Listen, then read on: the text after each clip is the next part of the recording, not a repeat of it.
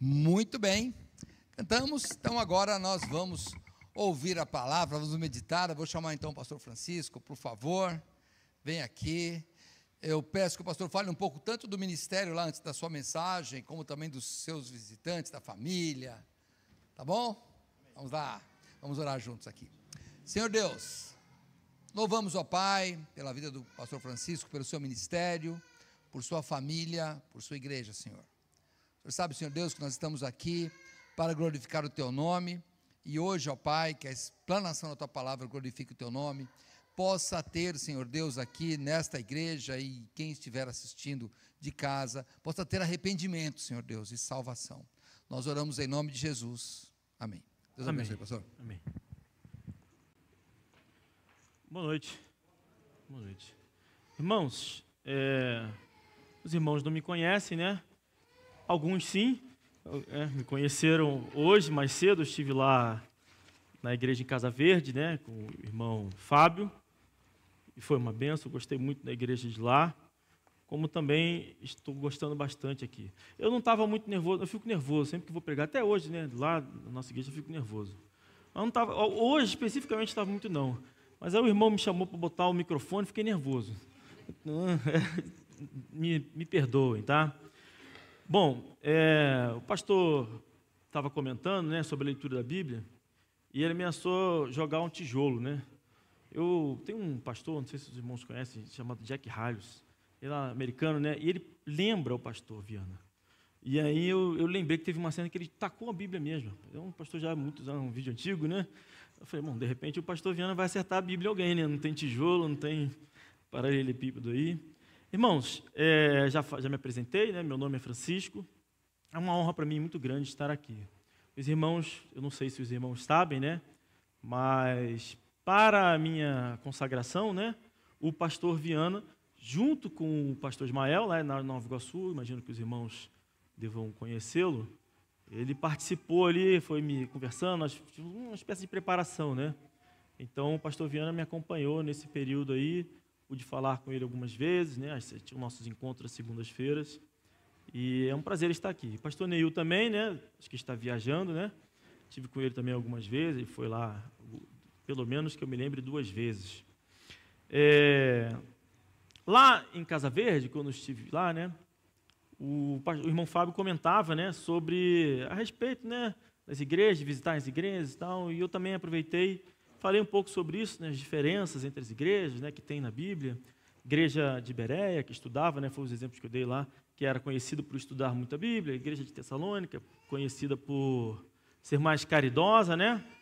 E é sempre muito interessante sabermos, né, as coisas umas das outras igrejas, conforme o próprio pastor comentou, apresenta, então vou apresentar logo aqueles que estão comigo. Então eu sou o pastor Francisco, né, da Igreja Batista Árvore da Vida, lá em Niterói.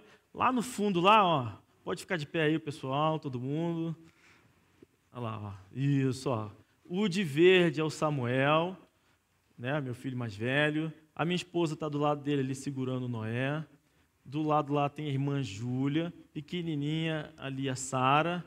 Tem a Lia ainda que eu não estou vendo, a bebezinha está lá dentro da salinha. E sentadinho lá está o Lorenzo, tá vendo? Sentadinho lá. Aqui está os irmãos Zé Renato, aí, fica de pé aí, irmão Zé Renato, tá? Lá da nossa igreja. E todo mundo conhecer aqui as igrejas. Para nós é muito importante isso, tá? Nós somos uma igreja nova, né? Eu não tenho 1 ano desde que estou consagrado, e também a nossa... Tem 1 ano? Não tem. E a nossa igreja menos ainda, né? Foi organizada como igreja menos ainda. Muito pouquinho tempo mesmo.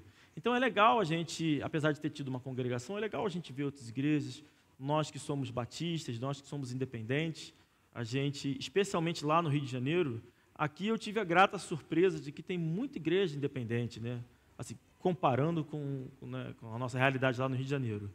Das igrejas que adotam a ACF, que tem uma doutrina mais ou menos próxima da nossa, e que são batistas independentes, praticamente só tem lá o pastor Ismael e a gente, que eu saiba, né?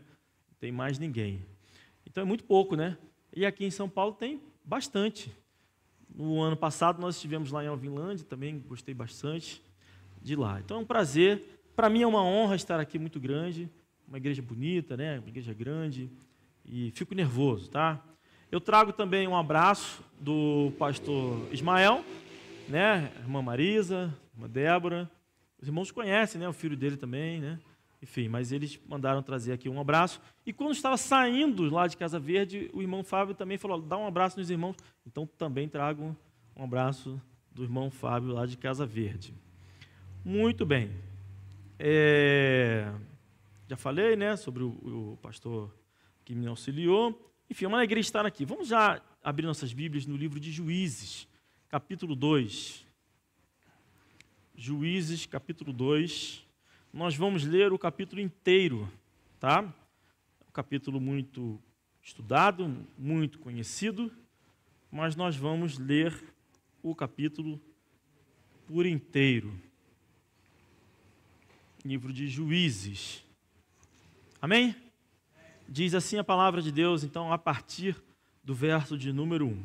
E subiu o anjo do Senhor a Gilgal a Boquim e disse, do Egito vos fiz subir e vos trouxe a terra que a vossos pais tinha jurado e disse, nunca invalidarei a minha aliança convosco.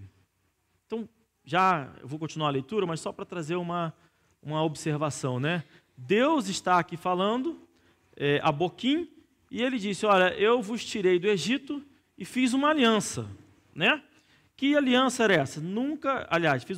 Jurou, né? Nunca invalidarei a minha aliança convosco.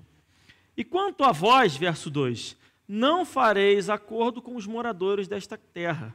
Antes, derrubarei os seus altares, mas vós não obedecestes a minha voz. Por que fizestes isso? Assim também eu disse, não os expulsarei de diante de vós. Antes estarão como espinhos nos vossos lados, e os seus deuses vos serão por laço. E sucedeu que, falando o anjo do Senhor estas palavras a todos os filhos de Israel, o povo levantou a sua voz e chorou. Por isso chamaram aquele lugar de Boquim e sacrificaram ali ao Senhor. E havendo Josué despedido o povo, foram-se os filhos de Israel, cada um à sua herança, para possuírem a terra. E serviu o povo ao Senhor todos os dias de Josué. E todos os dias dos anciãos que ainda sobrevieram depois de Josué. E viram toda aquela grande obra do Senhor, que se fizera a Israel. Faleceu, porém, Josué, filho de Num, servo do Senhor, com a idade de 110 anos. E sepultaram-no no termo da sua herança, em Timnat-Heres, no monte Efraim, para o norte do monte Gaás. E foi também congregada toda aquela geração a seus pais, e outra geração após ela se levantou, que não conhecia o Senhor, nem tampouco a obra que ele fizera a Israel. Então fizeram os filhos de Israel o que era mal aos olhos do Senhor, e serviram aos Balaíns. E deixaram ao Senhor Deus de seus pais, que os tirara da terra do Egito, e foram-se após outros deuses, dentre os deuses dos povos que havia ao redor deles, e adoraram a eles, e provocaram o Senhor a ira. Porquanto deixaram ao Senhor, e serviram a Baal e a Astarote. Por isso, a ira do Senhor se acendeu contra Israel, e os entregou na mão dos espoliadores que os despojaram, e os entregou na mão dos seus inimigos ao redor, e não puderam mais resistir diante de seus inimigos. Por onde quer que saíam, a mão do Senhor era contra eles para mal. Como o Senhor tinha falado, e como o Senhor lhes tinha jurado, e estavam em grande aflição. E levantou o Senhor juízes, que os livraram da mão dos que os despojaram. Porém, tampouco ouviram os juízes, antes prostituíram-se após outros deuses, e adoraram a eles. Depressa se desviaram do caminho por onde andaram seus pais, obedecendo aos mandamentos do Senhor, mas eles assim não fizeram. E quando o Senhor lhes levantava juízes, o Senhor era com o juiz e os livrava da mão dos seus inimigos, todos os dias daquele juiz, porquanto o Senhor se compadecia deles, pelo seu gemido, por causa dos que os oprimiam e afligiam.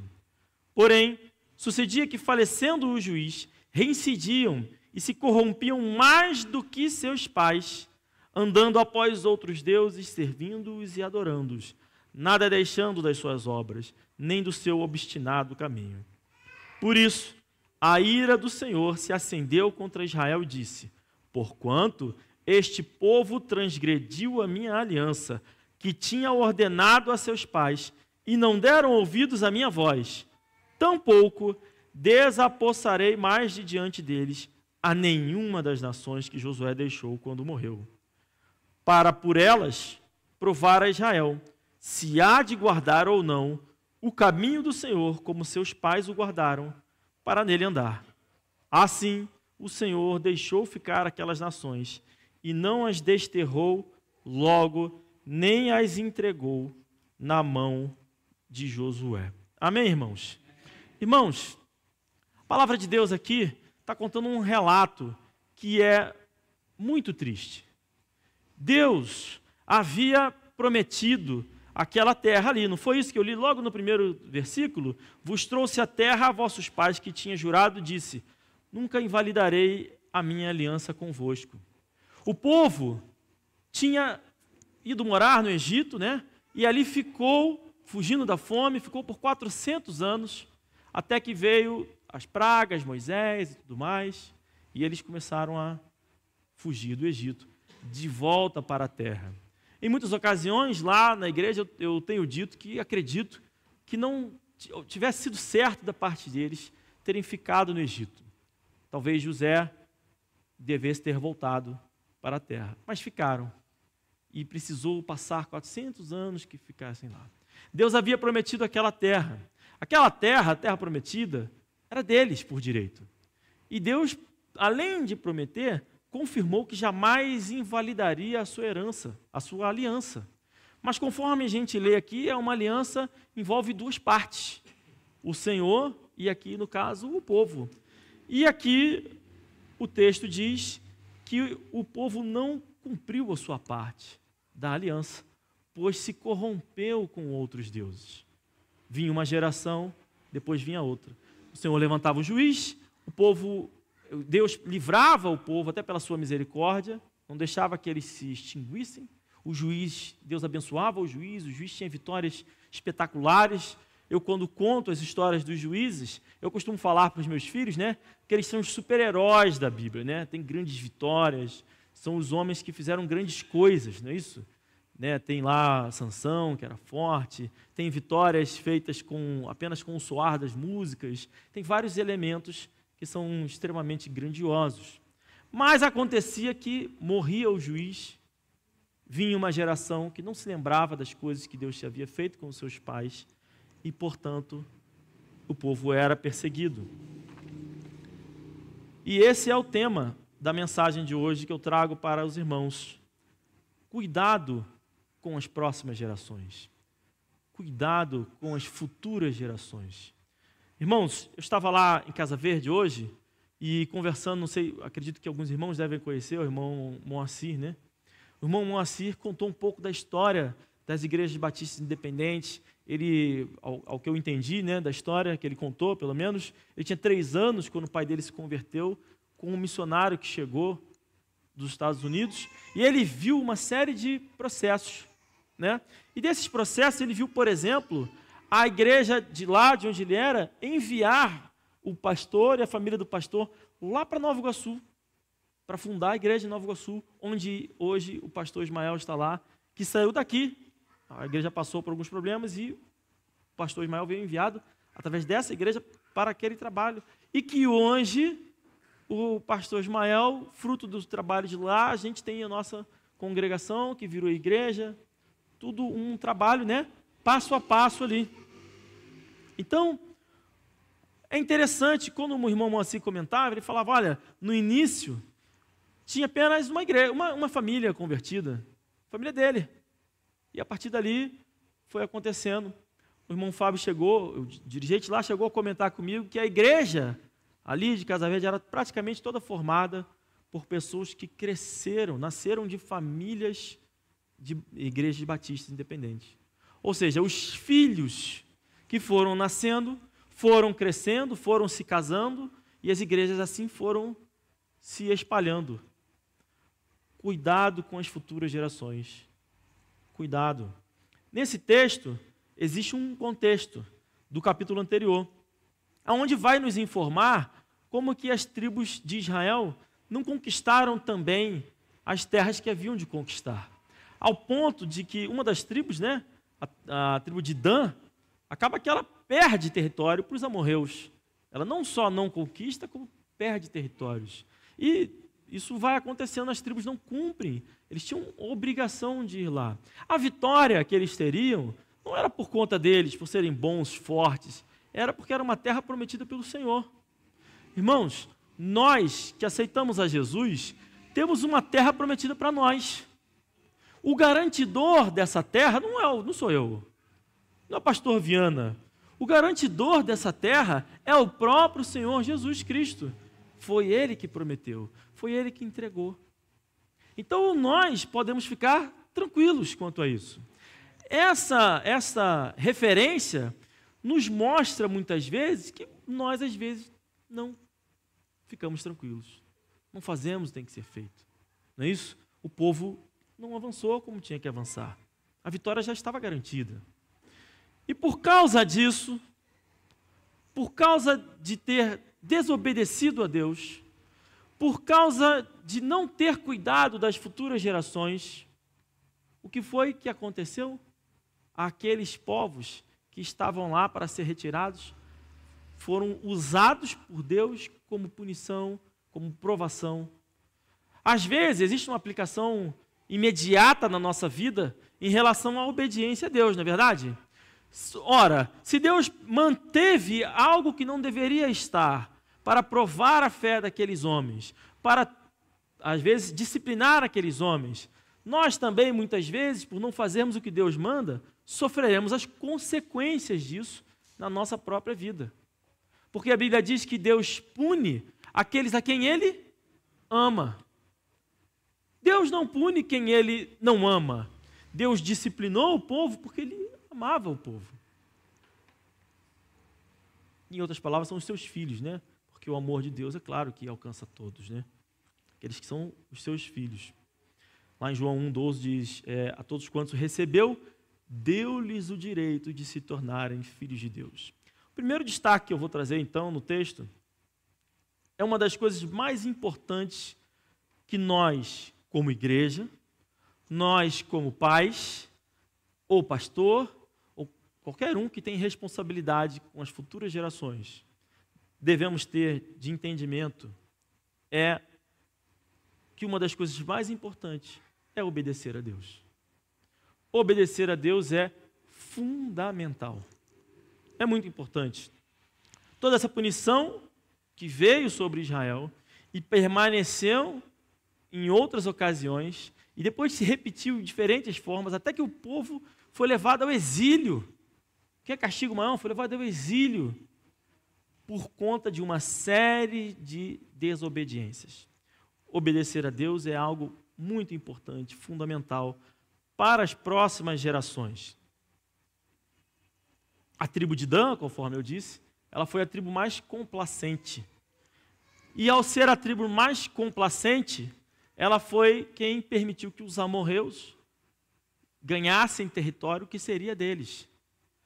Essa complacência vai perdurar por anos.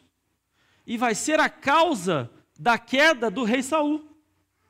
O rei Saul, ele caiu porque Deus havia ordenado que ele acabasse com os amorreus por completo. E ele não acabou. Problema esse que o rei Saul só teve porque a tribo de Dan não fez isso. Então, às vezes, a nossa desobediência vai causar consequências para as futuras gerações que a gente não consegue ainda mensurar. A gente não sabe. Deus é soberano sobre todas as coisas. Nós temos a nossa visão limitada. Ou seja, as nossas pequenas concessões que nós fazemos, elas possuem um impacto que ele é desconhecido. Pode ser devastador. Todo mundo sabe qual foi o fim do rei Saul. ele foi cada vez mais se degradando. Ah, mas ele faria de outra forma se fosse outro povo. Eu não posso especular, eu posso falar com o texto. O texto diz que foram os amorreus. Então, por exemplo, em vários aspectos a Bíblia dá ordens para nós. Em vários aspectos. Por exemplo, a Bíblia manda que nós disciplinemos os nossos filhos. A Bíblia ordena isso. Ah, eu não gosto, eu não sinto a vontade. Mas está na Bíblia. Quem é que sabe mais? Sou eu. Ah, a ciência mudou, evoluiu, cresceu, as coisas, o entendimento hoje é outro. A Bíblia diz que não há nada novo debaixo do sol. Não é isso? Então quem sabe mais? Sou eu ou você? Lembra?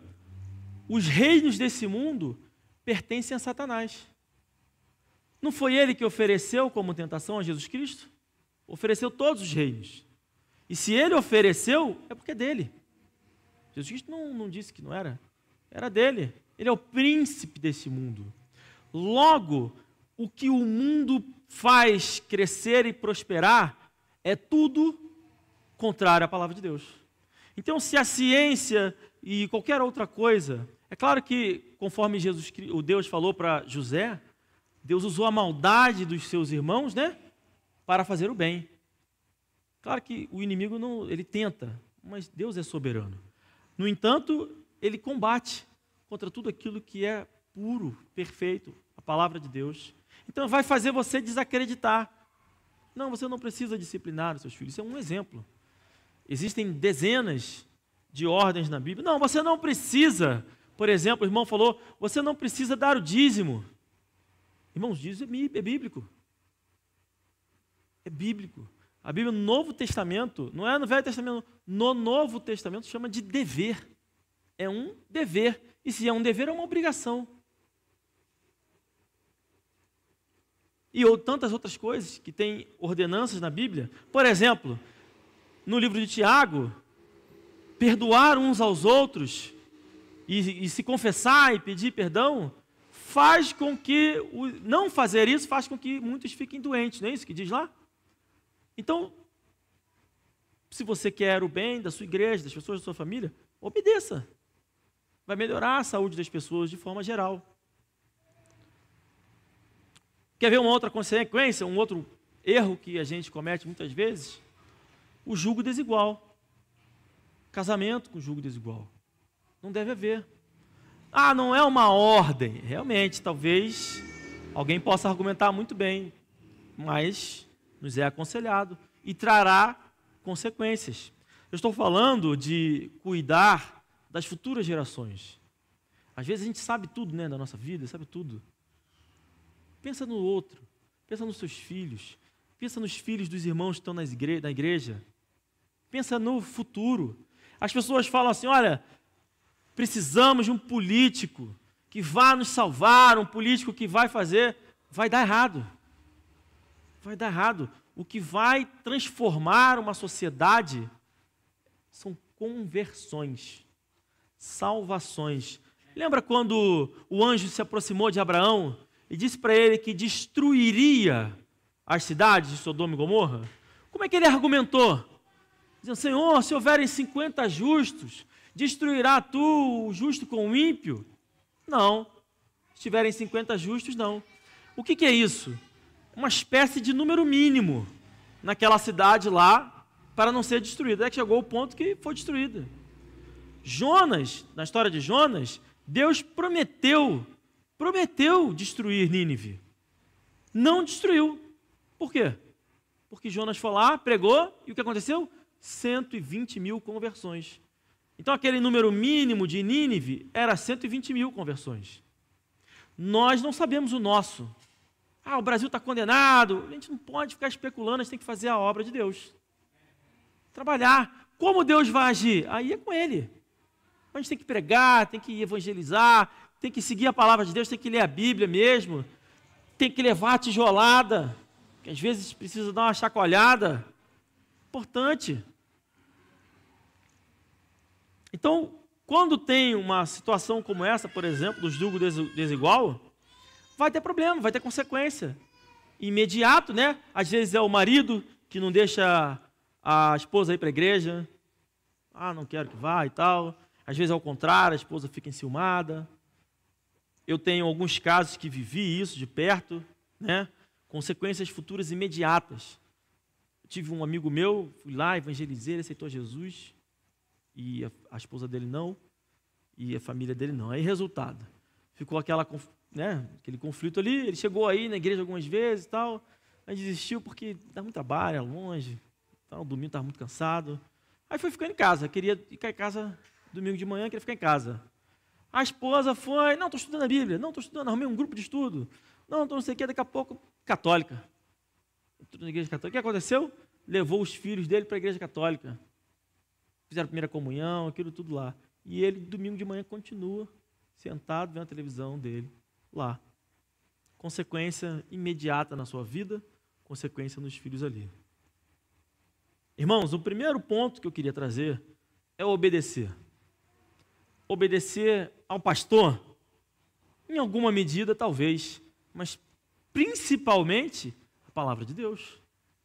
Os irmãos, para obedecerem a palavra de Deus, precisam conhecer a palavra de Deus.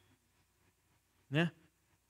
Deus enviou seu filho ao mundo, ele veio, pagou o preço que não era dele, morreu, deixou a Bíblia lá. Leia a sua Bíblia. Leia a sua Bíblia. No entanto, obedecer é muito importante, mas não é suficiente. Obedecer é importante, mas não é suficiente. O texto diz, falando de Josué, né? Verso 6, e havendo Josué despedido o povo, foram-se os filhos de Israel, cada um a sua herança para possuírem a terra. E serviu o povo ao Senhor todos os dias de Josué, e todos os dias dos anciãos que ainda sobreviveram depois de Josué, e viram toda aquela grande obra do Senhor que fizera a Israel. Então, enquanto Josué estava lá, enquanto os anciãos que viram tudo o que aconteceu, que participaram com Josué, estavam lá, o povo serviu a Deus. Todo mundo fez direitinho. Seguiu direitinho, serviu a Deus. Não é isso? Voltar um pouquinho lá no livro de Josué, capítulo 24. O último capítulo, né, de Josué? Só voltar uma folha. Talvez duas, só não sei. Verso 20. Vai dizer: se deixardes ao Senhor e servirdes a deuses estranhos, então ele se tornará e vos fará mal e vos consumirá, depois de vos ter feito o bem. Então disse o povo a Josué: não, antes serviremos ao Senhor.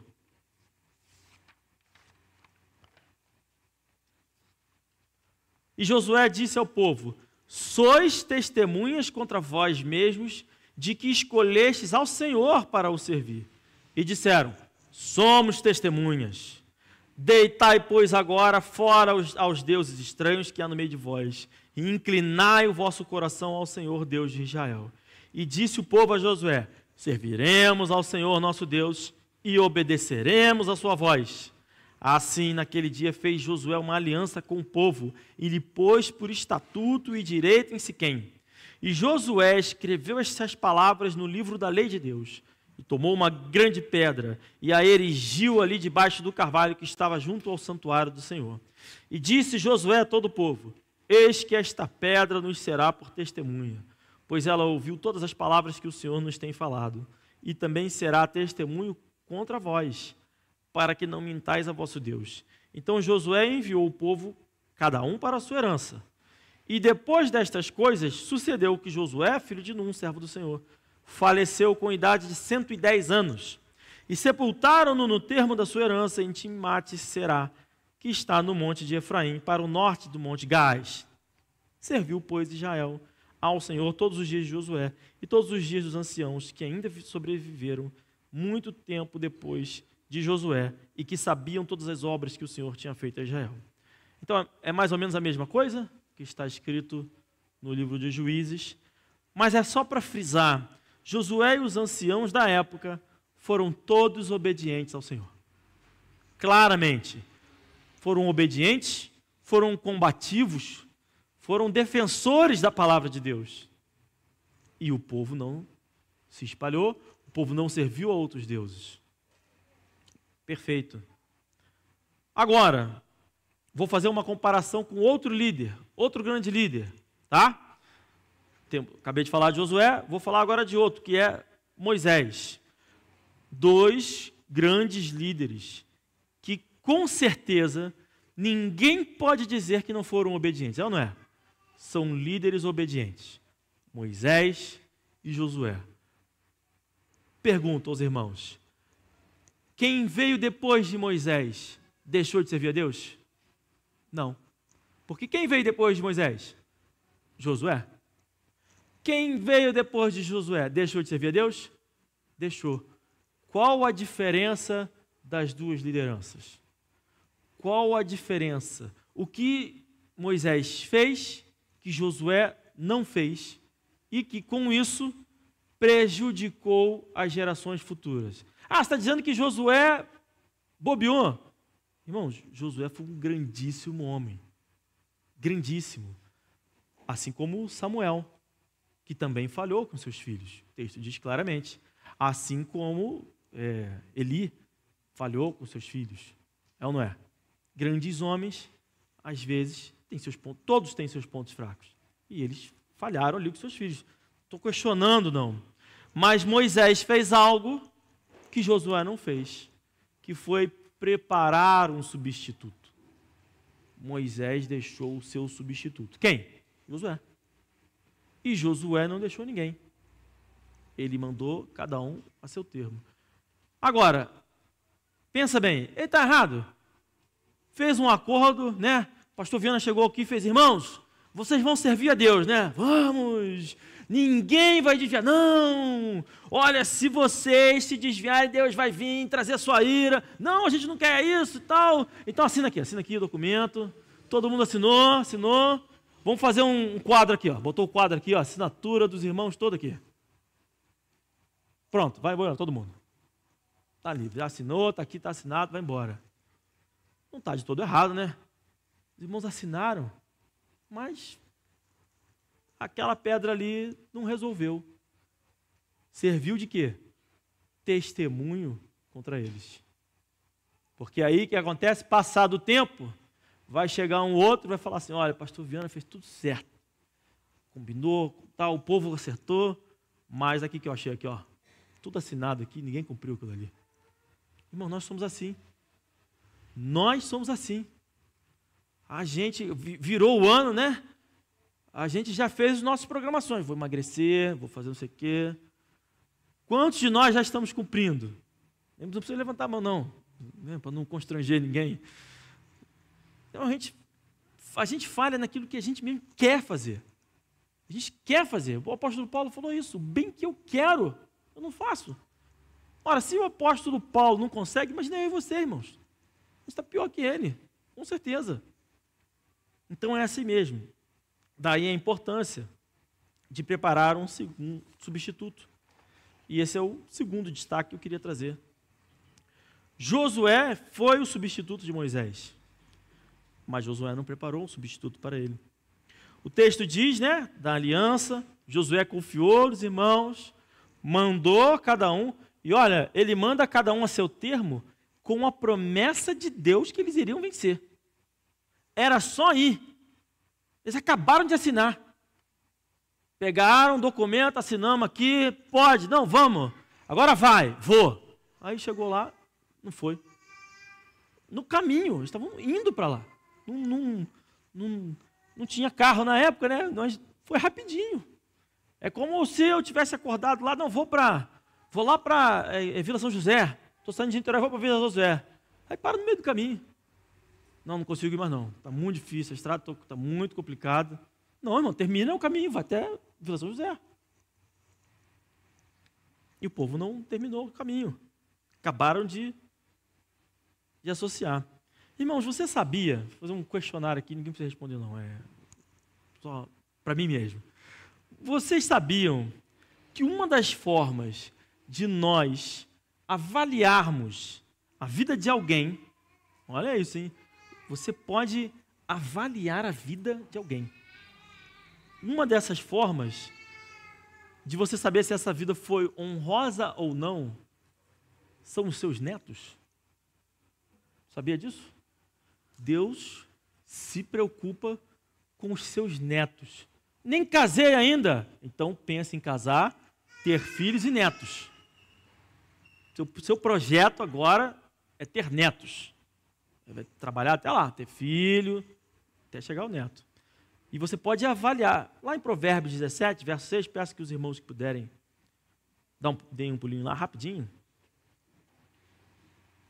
Provérbios 17, verso 6, vai dizer assim: a coroa dos velhos são os filhos dos filhos, e a glória dos filhos são os seus pais. Então, a palavra de Deus, na Bíblia a palavra de Deus, está nos dizendo que há uma coroa, há uma honra a ser dada aos idosos. É uma honra. E que honra é essa? Os filhos dos filhos. Comumente chamado de neto. Todo mundo acertou. Neto. O filho do seu filho é seu neto. Então é uma promessa. A coroa dos velhos são os filhos dos filhos. E a glória dos filhos são os seus pais. Como assim? Porque a nossa obrigação é preparar os nossos filhos para que eles preparem os filhos deles. Ora, se eu preparo meu filho para o meu filho preparar o filho dele, a glória dele é minha. E a coroa no neto é minha também. Irmãos, vocês precisam se preocupar com as futuras gerações. Aí, quando eu falo isso, eu estou falando dos seus filhos, dos seus netos, dos filhos dos irmãos da igreja. Lembra que eu falei que o irmão Moacir falou, começou com uma pequena família. Olha quantas igrejas tem aí, fruto desse trabalho. Porque as gerações foram sendo ensinadas. As gerações foram sendo ensinadas. E daqui chegou lá em Niterói. E a gente está aqui hoje. Uma geração ensina outra geração, que ensina outra geração. Mas pode ser que o descuido destrua um futuro inteiro. Tem que preparar o substituto. Então o pastor tem que preparar um substituto. O pai tem que preparar os seus filhos para serem pais. A igreja toda tem que zelar para os casamentos. Tudo isso, irmãos. É importante. Nós que temos filhos pequenos, eu estou vendo muitas crianças, eu tenho 4 filhos pequenos, como eu me preocupo com os casamentos deles. Que isso, está muito cedo, me preocupo. Difícil. Eu vejo outras crianças, eu falo, caramba, está difícil. Dentro das igrejas. Imagina fora. Imagina fora. A coroa dos velhos são os filhos dos filhos. Irmãos, a Bíblia diz que nós precisamos honrar o pai e mãe, não é isso? Honra teu pai e tua mãe. Nós precisamos honrar o pai e mãe. Então, se a coroa dos velhos são os netos, a coroa de uma pessoa, então, são os netos. E se você precisa honrar o seu pai e a sua mãe, o responsável pela coroação sua é o seu filho. Ou seja, você é o responsável pela coroação do seu pai. Porque eu estou falando de você cuidar e preparar para virem netos, não é isso? Mas você tem pai e mãe, não tem pai e mãe? Então você não tem que honrar o seu pai e sua mãe? Então você é o responsável de dar a glória ali ao seu pai. É o responsável de coroar o seu pai. Honrar teu pai e tua mãe. Como? Cuidando das próximas gerações. Cuidando dos seus filhos. Cuide das próximas gerações, cuide dos seus filhos. Prepare seu filho. Se você tem filho homem, prepara seu filho homem para ser homem. Para ser um homem temente a Deus, leitor da palavra de Deus, pregador. Pensa, olha, a Bíblia diz que nós precisamos estar sempre prontos para toda boa obra. toda boa obra quer dizer o quê? Louvor é uma boa obra. Evangelizar é uma boa obra. Ser pastor é uma boa obra. Diácono é uma boa obra. Toda boa obra. E se é para ser para toda boa obra, existem critérios para alguém ser pastor, por exemplo. Precisa ser marido de uma mulher só. Então, os seus filhos precisam aprender que não existe divórcio. Está errado. Precisa ter filhos, no plural. Então, tem que ter filhos.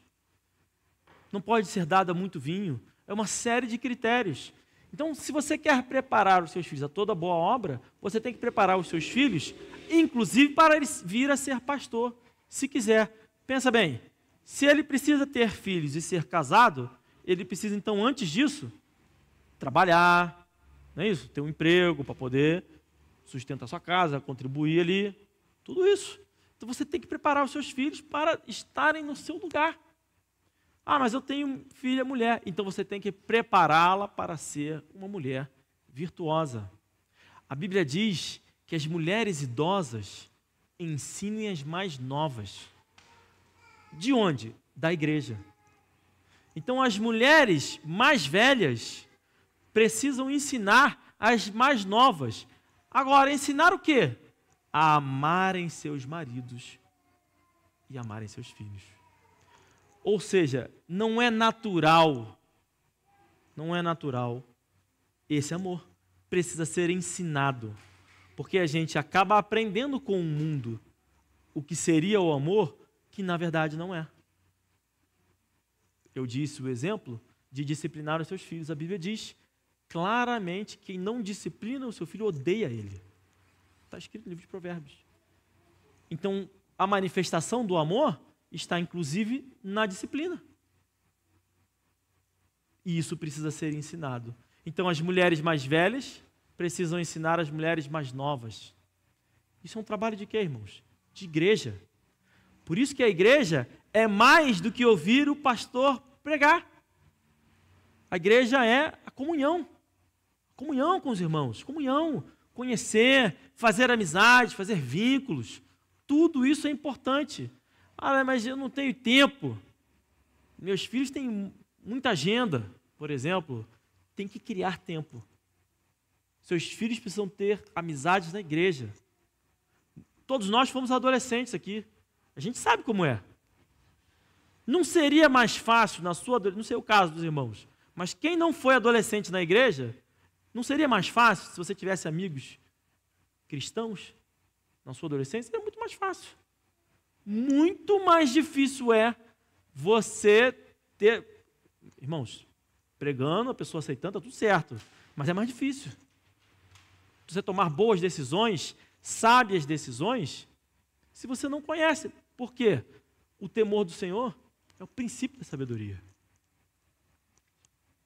Então, a aplicação é para todo servo de Deus. Todos nós reinaremos com Cristo. Todos os que nos tornamos filhos de Deus. Você deve preparar os seus filhos para servir a Deus. E você deve preparar os seus filhos para se casar, para ter filhos e desfrutar dos seus netos. O que eu mais ouço, a gente fala, não quero ter filho, não. Não quero filho, dá trabalho, filho é caro. Irmãos, paciência. Se tiver que perder dinheiro, que ter muito trabalho, você vai ter que enfrentar isso. O que são 90 anos diante da eternidade? No meu entendimento, eu acho que a Bíblia suporta isso, nós reconheceremos as pessoas que estarão no céu conosco, nossos parentes. Não seria uma alegria você chegar no céu, ver seus parentes lá, seus filhos, seus netos? Quão triste será! Por isso que a Bíblia diz, né? Que Deus enxugará todas as lágrimas. Que naquele momento eu acredito que você vai ficar triste, irmãos. Você vai ver lá o seu filho indo para o inferno. Vai querer isso, irmãos? Não, né? Quem quer isso? Você quer ver seu filho entrando no céu.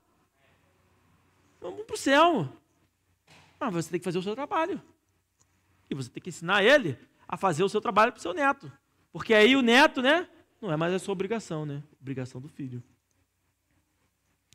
Em todas as alianças que Deus fez com a humanidade, Deus preparou alguém.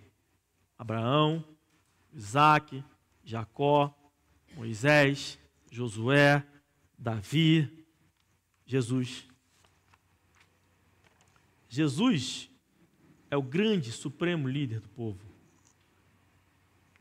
E é Ele quem nos leva ao próprio Deus. É obra dele. 1 Timóteo 2, 4 ao 6. Vai dizer que quer que todos os homens sejam salvos e venham ao conhecimento da verdade.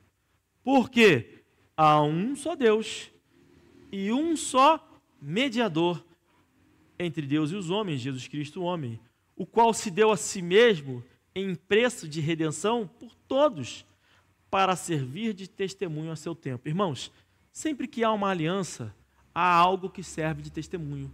Como a gente leu, tinha ali as pedras, não é isso? Que serviram de testemunho, foram erigidas aquelas pedras ali.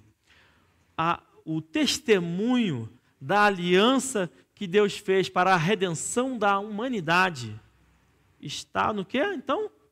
Na morte de Cristo, o qual deu a si mesmo em preço da redenção de todos, para servir de testemunho a seu tempo. Jesus Cristo morreu por todos nós. E Ele quer que todos os homens sejam salvos. E Jesus Cristo é o nosso mediador. Não sou eu, é Jesus Cristo. Ele é que faz essa mediação. Ele é que é essa ligação entre Deus e os homens. Ele é o grande líder. Se Deus finalizou a sua aliança, se Deus cumpriu a sua aliança com Jesus Cristo, e eu estou dizendo que em todas as alianças, Deus levantou alguém. Quem é que está levantado hoje, depois de Cristo? É uma pergunta que eu mesmo vou responder. Jesus Cristo, como sendo alguém obediente, afinal de contas, Jesus Cristo tem pecado? Não. Então, existe alguém mais obediente do que Jesus Cristo? Não. Então, em todos os mandamentos, a pessoa fala, não, eu quero me parecer mais com Cristo. Eu quero ficar mais próximo de Cristo. Então, você tem que ser mais obediente na palavra de Deus. Porque Jesus Cristo obedeceu 100%. Quanto mais obediente, 100% você não vai ser. Quanto mais obediente você for, mais próximo de Cristo você está. Jesus Cristo, obediente em 100%, em tudo, Ele se preocuparia em enviar um substituto? Sim. E Ele não enviou? E quem foi? O Espírito Santo. Eu vou, mas eu deixo outro. Ele enviou o Espírito Santo. Ora, está lá em João 14, porque quiser esse texto está em João 14. Ora, como assim? Como assim eu vou e deixo o Espírito Santo? Como assim ele é o substituto? Aonde está o Espírito Santo hoje, irmãos? Aonde? Eu não estou vendo. Aonde está o Espírito Santo hoje? Está dentro de mim, dentro de você, que o recebeu como seu único e suficiente Salvador. Você, aqui, você. Eu vou falar, somos nós. Não vou falar no plural, porque fica uma coisa vaga, né? Somos nós, a nossa igreja.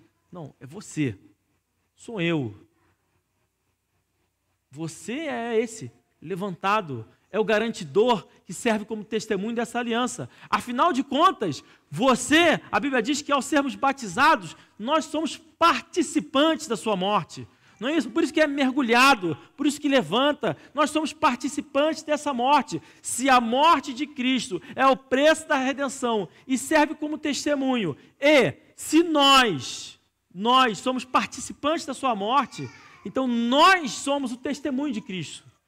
Eu e você somos esse testemunho. É por isso, irmãos, é por isso que Jesus Cristo, antes de ir embora, o que foi que ele deixou?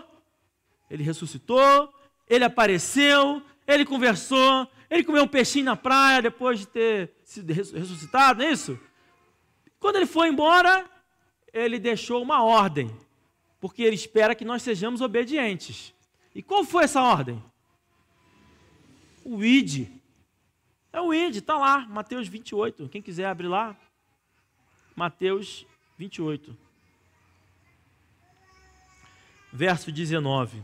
Diz assim: portanto, ide, fazei discípulos de todas as nações, batizando-os em nome do Pai, e do Filho, e do Espírito Santo, ensinando-os a guardar todas as coisas que eu vos tenho mandado.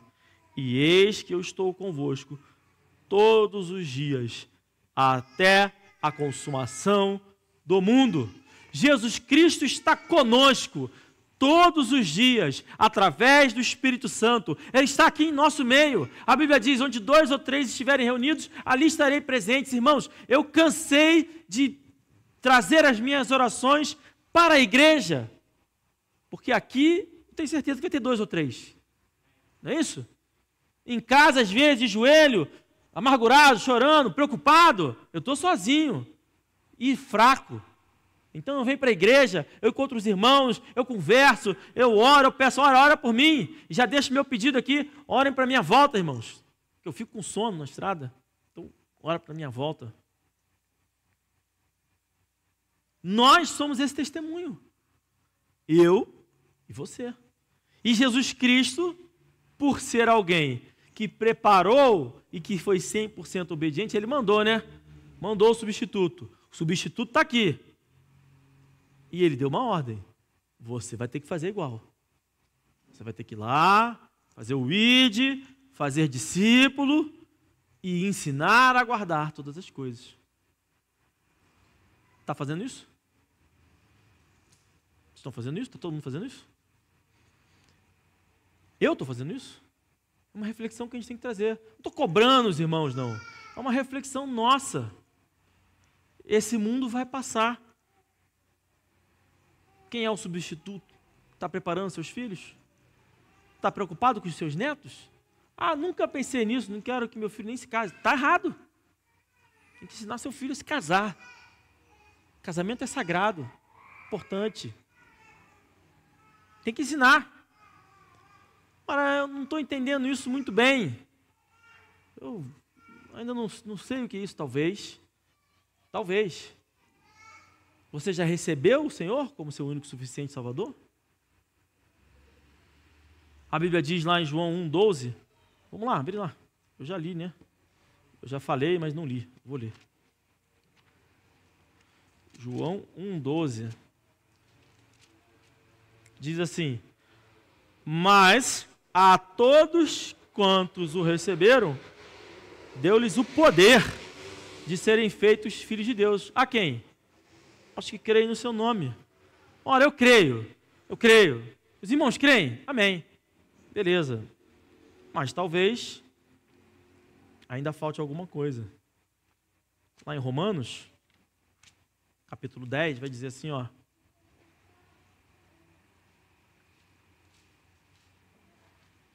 Verso 9 e depois o 13.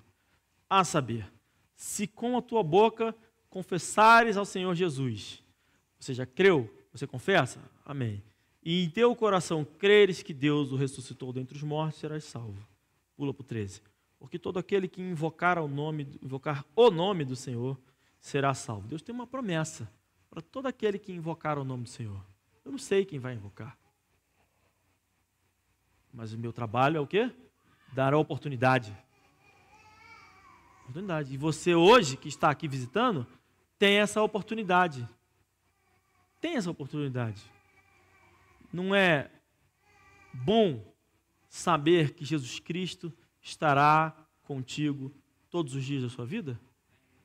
Maravilhoso, irmãos. Maravilhoso. Coisa triste, mais cedo eu estava conversando lá com o irmão Fábio, ele comentou sobre um assunto pesado, tá? Falar em funeral de não crente. Eu espero, na condição de pastor, sou um pastor novo, né? Tem nem um ano de pastor, que eu não preciso passar por isso. Vou falar o quê? Olha, meus irmãos, infelizmente, essa pessoa nunca acreditou, não confessou, não invocou, está no inferno. Vou falar isso? Não posso falar isso.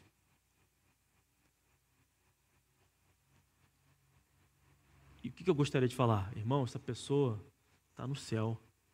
Os irmãos conheceram ela, viram aqui fazendo e tal, pregando, confessando, aquela coisa toda. E eu deixo o convite a todo aquele que ainda não recebeu ao Senhor Jesus. Ora, você tem certeza da sua salvação? Se você não tem, você tem a oportunidade. Eu não sei como funciona aqui na igreja, mas se alguém gostaria de recebê-lo e invocar o seu nome, eu peço que levante uma das mãos agora. Amém. Ora, eu já sou salvo. Eu tenho o Senhor como meu único e suficiente Salvador. O que eu posso tirar dessa mensagem de hoje? Cuida dos seus filhos. Cuida dos seus netos. Cuida da futura geração desta igreja. É o que de mais importante eu posso trazer hoje aqui. Foi o que Deus colocou no meu coração e eu genuinamente espero que aqueles que possam estar percebendo a importância das futuras gerações se preocupem com isso. Seja zeloso, seja obediente à palavra de Deus o máximo que você conseguir. Vai conseguir tudo, irmãos? Não, né? O máximo. Procure dar bom testemunho, mas principalmente, prepare-os, ensinando a palavra, a guardar tudo. Foi isso que Jesus mandou? Prepare-os. Ensine-os a pregar, ensine-os a falar de Jesus, ensine-os a ler a Bíblia, ensine-os a ser ativos na igreja e ensine-os a cuidar das futuras gerações. Quando você vem para a igreja pensando no futuro da igreja, a chance de você deixar de vir na igreja é menor. Porque você não está vindo para a igreja para ser edificado. Eu vou para a igreja, eu vou sair de lá, que vai ser uma beleza. Não, irmãos, eu vou sair de lá, eu vou para lá para ajudar, para edificar o outro. Pelo outro. Não foi isso que Deus perguntou para Jonas? No final, lá, ele falou isso. Ora, você teve misericórdia dessa planta aí, que você não cuidou, não fez nada. Não teria eu de 120 mil pessoas que se arrependeram e mais os animais? É isso. Então nós podemos ser Jonas, ficar com raiva, né? Quem lembra da história porque ficou com raiva, ou ser Paulo. Sofri de tudo para com todos, firme de tudo para com todos. Não é isso? Amém, irmãos? Essa é a mensagem que eu tenho hoje. Eu não sei como é que funciona aqui. Se vem aqui...